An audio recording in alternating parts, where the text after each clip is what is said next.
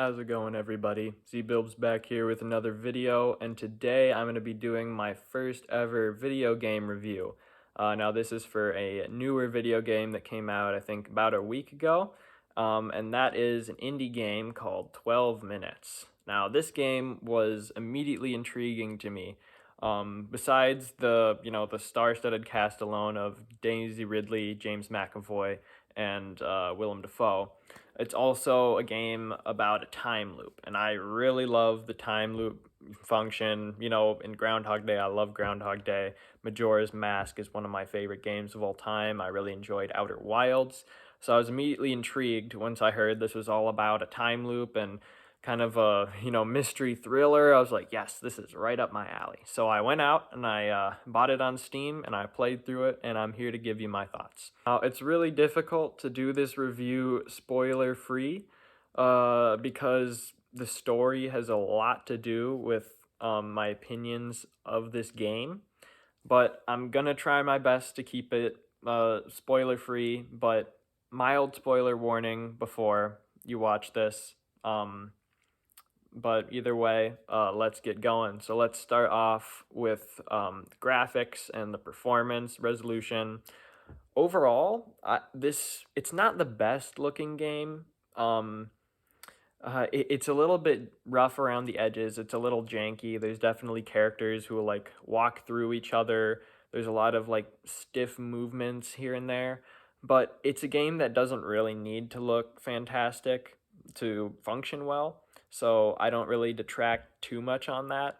But it's definitely, if you're looking for one of those, beautiful artwork indie games, this is not it.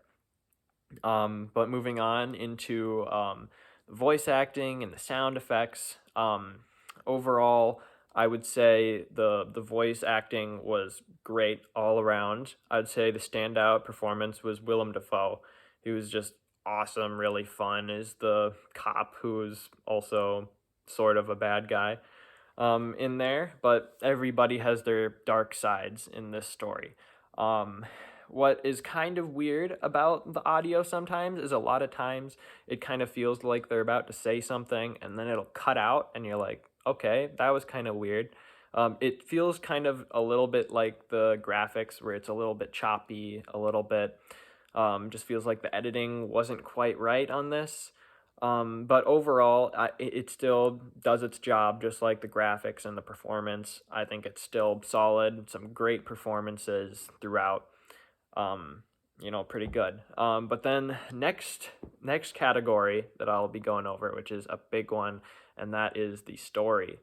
I'm gonna keep as much as I can. I'm gonna keep this as vague as possible because really the story is what I was going into, what I wanted to experience in this game. And for most part, this delivers. If you're looking for just this crazy, thriller experience that's going through this time loop, then you're going to get that. It's definitely really clever how it uses the time loop mechanic to slowly drip feed you information about the deeper, darker workings that are going on between like you and your wife and the cop, how he's connected and all of this big story. And it definitely gets really dark and really interesting. And it's one of those games that for me, I beat this in like 2 to 3 days because I was like, oh, what is going on? What is happening? I've got to keep going, keep figuring it out. And it ends up being like, relatively a short game because of how quickly you'll go through it. There is, I think, something like 7 endings and whatnot, but I'll get more into content and price later on. But overall, what the story actually ends up lacking, I would say, is besides it being really weird and it goes down some really kind of dark, not so good turns later on, as vague as I can make it, is that the gameplay ends up really detracting from the story overall. And now that is a bridge into me talking about the gameplay, because this game overall, where it suffers is the gameplay. Now, I think it's very difficult to make a time loop mechanic work well and concise.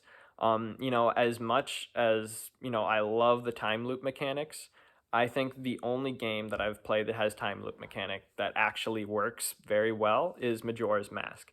Because that game, it feels like you can go and you can just explore and you can experience the world, and once you have to set the time over, there's rarely that much repetition that you have to go. It still feels like a natural progression throughout the game.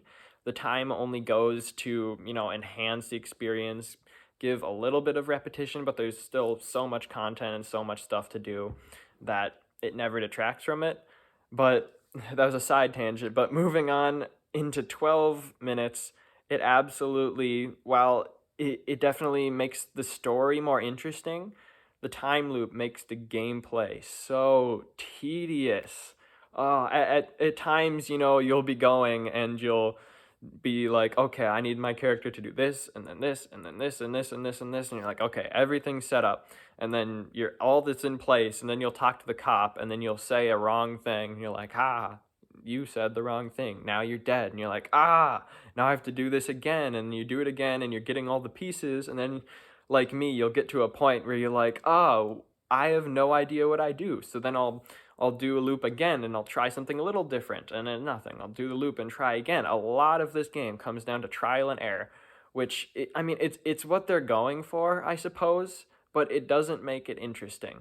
I had to cheat twice because I was losing interest so fast. I was like, I am just so bored right now, because I was just doing stuff over and over and over, and I'm just doing the same things over and over. And if it was like some actually interesting gameplay, like, once again, Legend of Zelda, where there's like combat or fun exploring, it's a point and click game. So you're just going from one place, you're grabbing some objects, you're looking at other objects, you're talking some dialogue. It's very simple, very vanilla, basic stuff, and it can be fun if it's, mostly new stuff and you're seeing stuff for the first time. But because it's a time loop, you're going and you're seeing it over and over and over again, and then if you're not finding out what the key thing you're supposed to be doing is, like me, it took me so long, and you're like, oh, I had to go over here and do that thing, and then I can actually progress the story.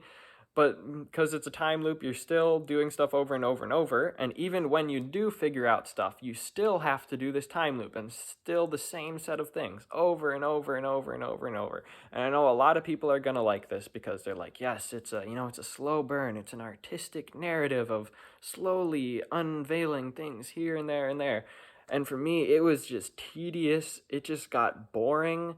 I still did it because I wanted to see where the story went, but the story was not good enough and not interesting enough where it justified me doing all of that just tedious stuff over and over again. I think I got like 3 of the endings, and I was like, you know what? I'm done. I'm just gonna look up the other ones on YouTube, because that's really what this game is. It's a game that I'd say I'd recommend going out and watching somebody play it on YouTube and getting all of that. I think it'll be actually fun because they can edit through them going through all the time loops over and over and over again. But if you're doing it yourself and you're going through all the time loops, you're going to get bored so quickly. And that's where this game really struggles. But bridging over that into my next category, that was very long talking about the gameplay, but that's the biggest detractor from this game. The content and the price. Now, this game, I think you can get it on Game Pass, so it's probably a good deal if you can do that. I don't have Game Pass. I'm a broke college student, so I'm not going to do that. I just forked over $25 on Steam, which overall was not a very good deal. I do have some money where I can do that, but it was definitely quite stupid in retrospect because $25 is way too much for this game. I did end up sinking something like 6 hours in it, so I guess maybe that's good enough for some people. But once again, remember that probably like 2 to 3 of those hours was just doing the exact same stuff over and over and over with absolutely no new, building of the story, no new progression of any sort. So I can't recommend this game for probably any more than maybe $15 on sale. Probably $10 is a good price for this game.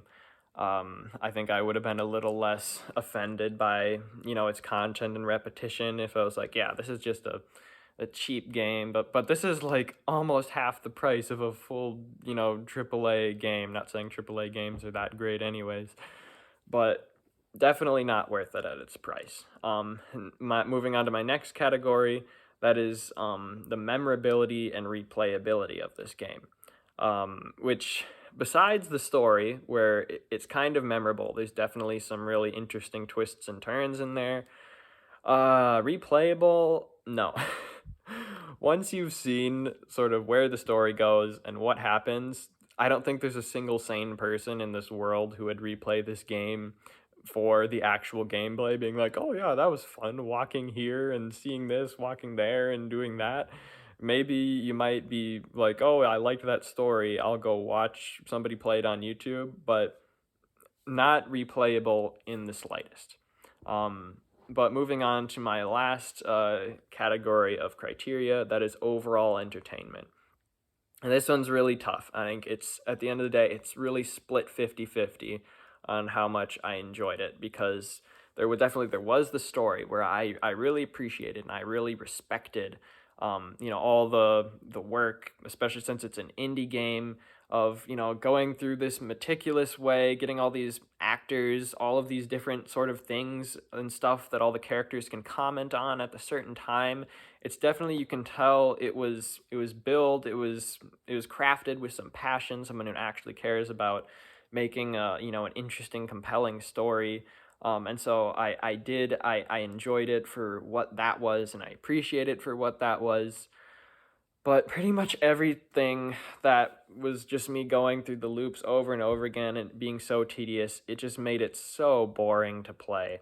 And so all in all, it was like half the time I was like, oh yes, this is interesting, I want to keep diving forward. And the other half of the time I'd be like, I would rather be doing anything else rather than play this game. And that is, when you're playing a video game and the main purpose, in my eyes, of a video game is to, be entertained, to enjoy yourself, it's definitely not doing something right. So for my final score, it's tough because there's a lot to like about here. There's definitely a lot that I can see people enjoying about this game. If they like more slow-paced, slow-burn games and like have got plenty of time on their hands to uncover all the little things here and there, I can see people liking this, but I can also people say this is the most tedious, boring game of all time. But my final rating for 12 minutes is a 5.3. I think it's an okay game. Why the 0.3? I have an algorithm that I do. I might go in more detail later, but it is an okay game. It's below average when it comes to a game. My average is roughly around the 6-ish range. It's slightly below average, but it's not bad. It's not mediocre. It's just okay. You know, um, I wouldn't recommend going out and buying it. I'd say I would recommend watching people play it on YouTube. Um, but overall, I can't say that I'm not a little bit disappointed with this one. But I just went and played Darkest Dungeon after that, and so then I was good. But that is my review for 12 minutes. Let me know what you guys think about this game, if you've played it, if you've watched it on YouTube. Let me know if you want to see any other game reviews or videos like that. But that's all I got for you. I'll see you in the next one.